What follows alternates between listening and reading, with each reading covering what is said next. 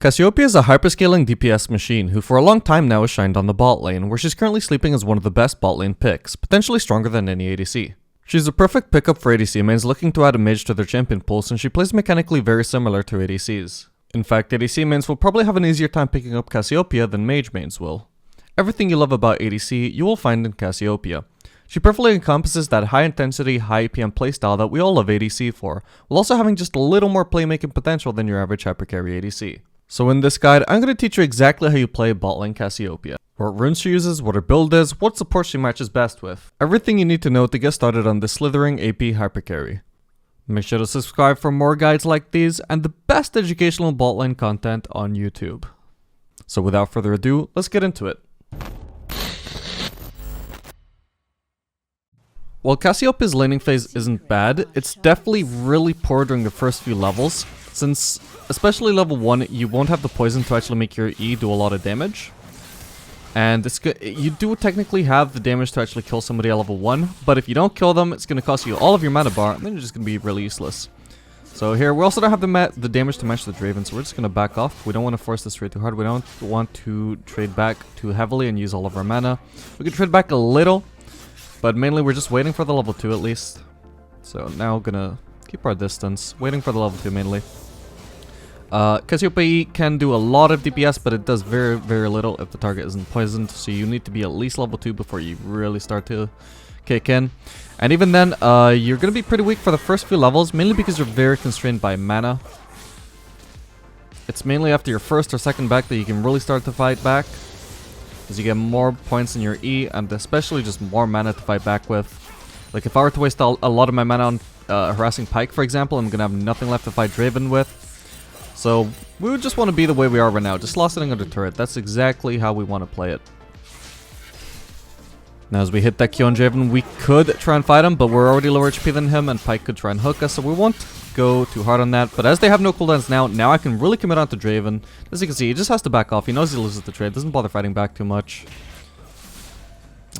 Okay, so Cassiopeia E, when you lost hit things with it, it completely refunds the mana, so it's really good to do that because it will stack your tier for free. That being said, you have to be sure that you are going to last it properly, because the base damage onto targets that are not poisoned is very, very poor. If you mess up, it's going to cost you 50 mana, which is not great.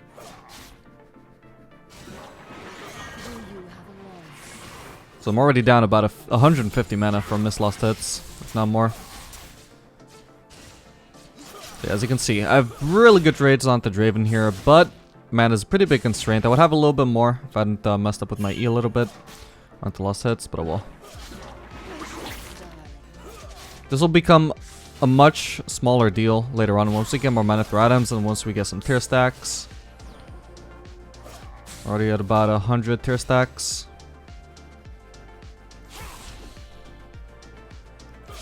It's fine if you throw your E at a target and you fail to last it up just because the minion dies faster than your E lands on it. That's fine. So long as the minion dies before your E lands on it or as it lands on it, that will still refund your E. So you don't have to worry too much about the timing being really tight, just so long as the minion actually dies. That's what you need. You have a really easy time lost sitting under turret because you can easily set up lost hits with your auto and E combo. So we're just chilling on the turret here, and I mean, obviously, like, I have a pretty large HP advantage over Draven right now. However, there's very little that I can do about that since I'm already running low on mana. So we're just gonna play this really patiently. The goal, ideally, is just hopefully we'll eventually get a good back. Once we get some mana back in base and some more mana items, that's when we can actually really start to play aggressively in this matchup. Till then, just gonna stack my mana flow band just a little bit.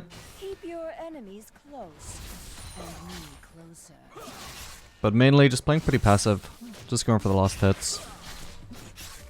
And maybe we'll just wait and see if there becomes an opportunity to actually go aggressive, but for the most part, just playing safe. So as we unlock our W here, we'll talk about what it means for this matchup. So basically, every time Blitz lands a hook and he follows it up with a Z, we're also just going to plop our W right on top of the target, and that would leave them unable to dash, unable to flash. They'll just be completely stuck there for quite a while. That's why Cassiopeia works really well with Blitzcrank. It just works really well with any kind of lockdown support. Anything that can help her land her Q is really good, but especially if she can just plop her W down on somebody and they just can't move for a while. They'll take a little bit of damage from the W, but mainly just how long they'll be stuck there, just taking all that DPS from Cassiopeia. That is what she really enjoys from the support. Alright, that's pretty handy. Draven took a little bit too much damage from the previous trade. Okay, I probably didn't need to use my W there, because it's just far too much mana. Now I can't actually kill him, but I will. Yeah, there we go. I was thinking that we would probably have to take a bad back at some point, but looks like they take too much damage there. Anyway, Cassiopeia has plenty of wave clear, but we don't really have the mana to actually use it here. So rather than just trying to shove it and end up taking too long, we're just going to leave the wave as it is. And because the enemy minions outnumber our minions, this is going to be pushing towards us, and Draven will miss far more than me. It's also, my next wave was also too close for Pyke to be able to shove that in and crash it. So we're not, even if he were to try and crash this, we would not miss too much farm, and he's not even trying to do that, so that's perfect. And as we walk back into lane here, let me just talk about the runes real quick. The most important things to note is that we're going to be running Conqueror, with obviously the Presence of Mind, and with Transcendence, as well as the CDR Shard. When you're playing mid lane Cassiopeia, you also have the option of running Phase Rush, but when you're playing on bot lane, Conqueror is really going to be your only choice. This is because you've got 2 HP bars to go through, both the ADCs and also the supports. In order to get through both of these, you're going to want as much DPS as possible, which lends itself better to running Conqueror as opposed to Phase Rush, with which you'd be severely lacking the damage that you need in order to take down your opponents on bot lane. And we're also going to be running Transcendence and the CDR Shard, because CDR is actually very good on Cassiopeia. It is very important to have a lot of CDR in order to get your Q up as much as possible. You have enough Q uptime in general, even without CDR, to just permanently have your poisoned targets getting full damage from your E. But that doesn't account for when you miss your Q, or especially when you need to just switch targets. The lower your cooldown on the Q, the more you will be able to switch targets. You'll also have more DPS on E by having it on a slightly lower cooldown.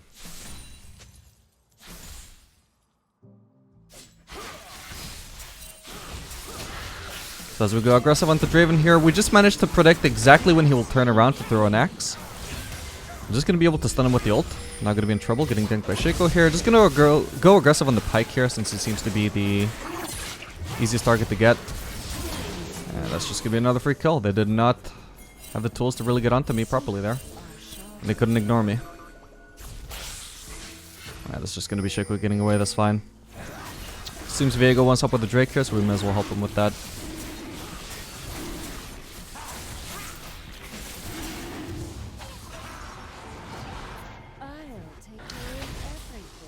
Seems like there's a bit of a fight here going on. It's kind of awkward because I didn't finish crashing the ball wave. I would like to crash that, but I want to be here in case there's going to be a fight. Seems like there will be.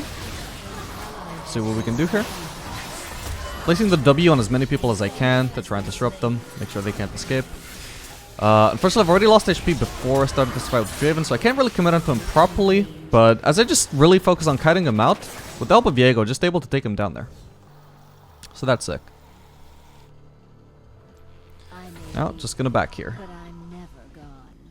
And as you can see, our mana issues are pretty much entirely a thing of the past. Once you've got through your first back on Cassiopeia, especially if that first back enables you to get Lost Chapter, you are much more able to play aggressively now. You have the mana pool to take down 2 opponents with absolute ease. So this time we're going for the Liandry's, because I'm pretty fed, so I feel like just building some damage. They also have a Mundo, who I might struggle to take down later. Liandry's will help with that. You also have the option of either building Ludens if you want the burst. I'm not sure if that's as good as Liandry's, but it's an option. And especially Everfrost if you want to have help kiting melee champions. Or even Crown of the Shattered Queen will also be a pretty solid choice if you're against multiple assassins. We are facing a Shaco here, but he doesn't seem to be doing too well on his own as well. I don't think he's really that much of a concern for me, so I don't really care too much about getting Crown this game. But it can definitely be a really solid choice if the enemies would have a pretty easy time getting onto you and just bursting you down. Now you probably know that Cassiopeia's ultimate can either stun or just do damage and slow depending on which way your opponent is facing. If they're facing towards you, then it's gonna stun. So obviously it's really good to be able to predict when the opponents are gonna start auto-attacking you, when they're cutting away from you, because that'll just enable you to get a stun, which, you know, it's a massive difference in impact for your ultimate to stun as opposed to just deal damage. The damage is already decent, but it's not too great as a damage purely focused ultimate.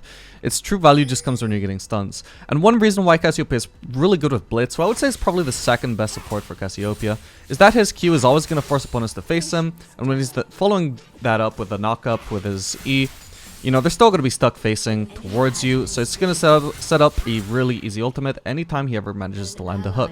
And the absolute best support for Cassiopeia will probably be Nautilus, who can just do the exact same thing with his Q. And again, just keep them rooted with his passive. Again, just going to keep them facing towards you, getting you as much time as you need to get onto that ultimate range. And get that stun.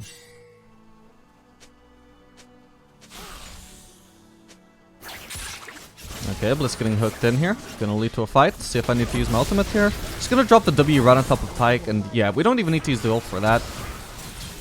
Gonna try again. Nope, never mind. I was gonna try and predict when he would turn around to use my ultimate to stun him, but it wasn't even necessary, so not just gonna hold on to that cooldown.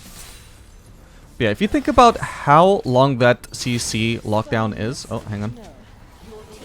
Gonna find Shaco here. Gonna try and get the stun off on him again this time. Nope, not gonna be the stun. He wasn't facing Blitz as he tried to attack him, but that's fine. Still gonna be an easy kill. Just dropping the W on top of him. He can ult, but he can't Q away. I mean, he can Q anyway. He was on cooldown, but whatever. Either way, just gonna be dealing some damage there and keeping him slowed. But yeah, if you think about how long that CC lockdown is, like if Blitz... Oh, hang on. Still can't get this point across. Hang on, hang on. Just trying to kite him as best as I can. Don't want to overcommit, though. Don't want to face check. Okay, okay. Is he seriously not done yet? He cannot do anything to me here, man. Yep, that dumbass. He didn't even have vision. Nice. Alright. I have so much gold to spend. But I kind of want to stay. But I guess it would be a little bit greedy. So we're just going to actually back. But yeah, just think about how long that CC lockdown would be. If Blitzcrank lands a hook, then follow this up with the E, then I stun them with my R, then I plot my W down on them so they can't even flash away or dash away or anything like that, and they're even slowed as they try and walk out of the W. I mean, they are taking so much damage that entire time. As you can imagine, it's just an absolute...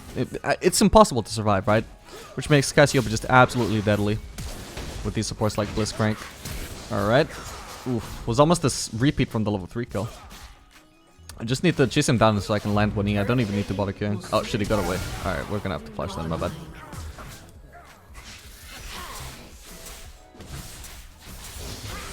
But yeah, that's what you want to mainly look for when you're playing Cassiopeia, is just these supports like either Nautilus or Blitz. Anything with lockdown that doesn't change the direction somebody faces. That sucks, alright. Just barely got killed with the Shaco boxes there.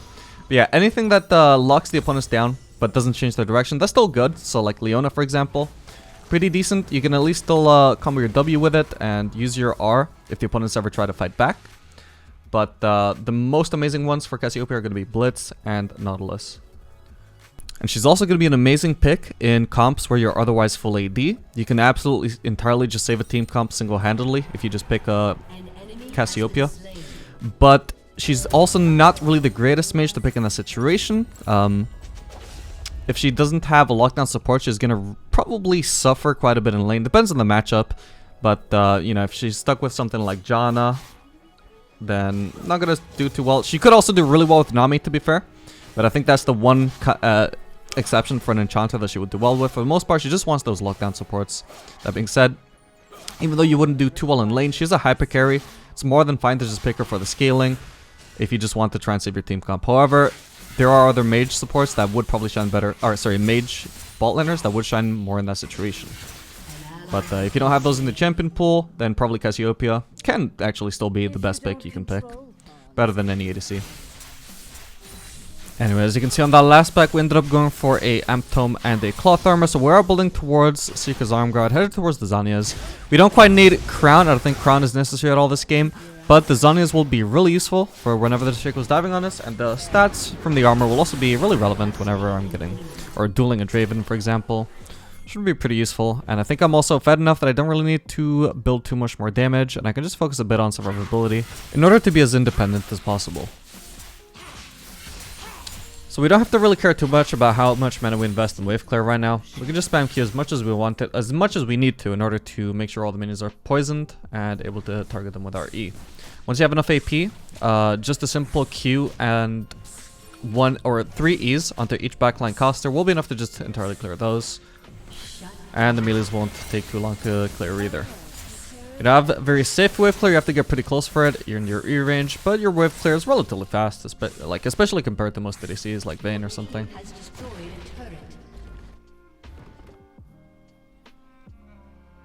I don't know why he's staring at this brush. I'm gonna stare at it with him.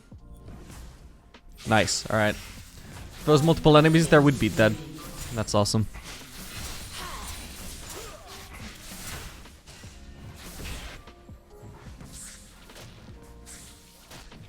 Okay, so if Blizz manages to land a hook here, gonna want to immediately follow that up with a W. I doubt I would need to follow it up with the ultimate. Just a simple W and all of our base damages should be more than enough. Okay, looks like he's gonna recall though. I don't want to leave here though. Looks like the enemies are really distracted on top lane, so I want to keep pushing here. It's gonna be very slow progress getting this turret, but I can at least keep getting free farm. Okay, gonna be a Pyke coming over on his own. Not gonna be an issue. I could try and cheese him with my ultimate, but so far he's not getting too close. Okay, nice. I was really hoping he would get closer there. Oh shit, he's got prowlers. Oh, that's awkward. Wait, what happened to my ultimate? Was my ultimate on cooldown? Alright, well that blows. Alright, big issue there. Wasting the ultimate like that. Also kind of unlucky. I only just noticed he has a prowler's claw. That's the first time I've seen him use it. I was not aware he could do that until he did it. Oh well. We move on. Alright, so we get back in the lane here with a Seeker's Arm Guard and also a Stopwatch. Hopefully gonna be able to make a play with that a little bit later on. Can definitely make some very cheesy plays with the Stopwatch that nobody ever sees coming. Or you can just waste it, we'll see. Anyway, just gonna be shoving out bot lane because I can. As Cassiopeia are a lot more independent than the average ADC, so you don't really care if your support just doesn't come with you. Like, especially when I'm this strong, I can just 1v1 almost anybody on the map. Even if I was fed, this fed like a Jinx, for example, I'd have to be a little bit more afraid, but I'm just gonna take this bitch's golems because he can't stop me. Alright, already action going on in mid lane. Not around for that already, so I'm probably just gonna take this turret. Want to finish these golems as well, though. Yeah, I think it's too late to try and roam there by this point. Yeah, my entire team is dead, so it's whatever. We'll just get a turret in return. So this is a nice 600 gold. Already backing off because I lost vision of some of their team. I don't want to get collapsed on here. Like what you see. Okay, Drake is up. Oh, I was thinking about maybe soloing it, but seems there's already people on it. I'm really strong. I can see what I can do here. I can see some of their team is just mid lane still. Okay, I was hoping to stun more people with that, but that's okay. Alright, just using my Zhonya's there once I've already hit the QE, because I don't want to get hit by more Draven Axes after that. Alright, beautiful. Running onto my poison through the W, so Mundo would have to chase me onto that so I can do full damage to him since I missed the Q because of his flash. Gonna be healing up really nice off this Drake. Hang on, we just want to make sure Kennen can't really get a chance to steal this. Gonna scare him off. And there we go.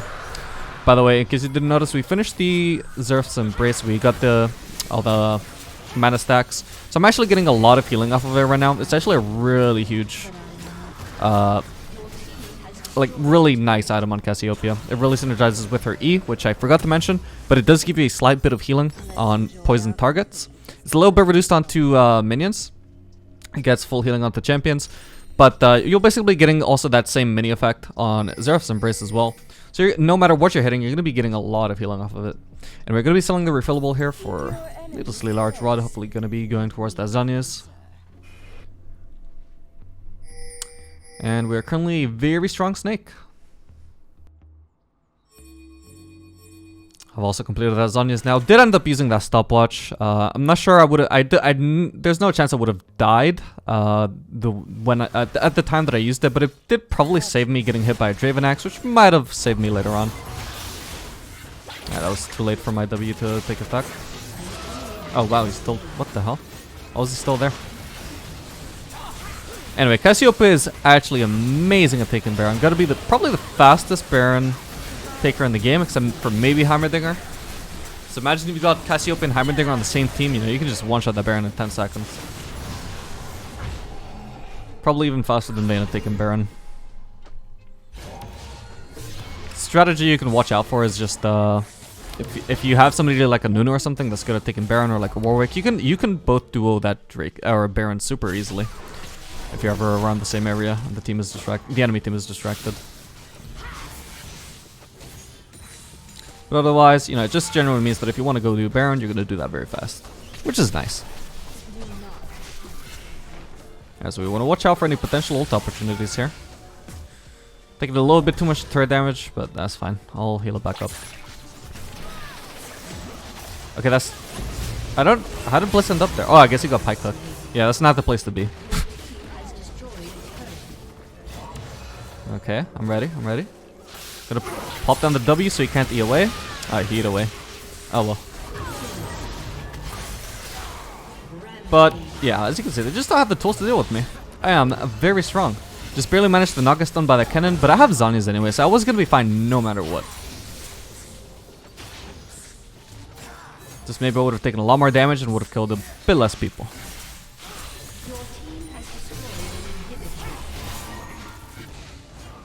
Yeah, as you can see, like my Q is on such a tiny cooldown right now. We don't actively build the CDR, but we don't shy away from it either. CDR is a very nice stat on Cassiopeia.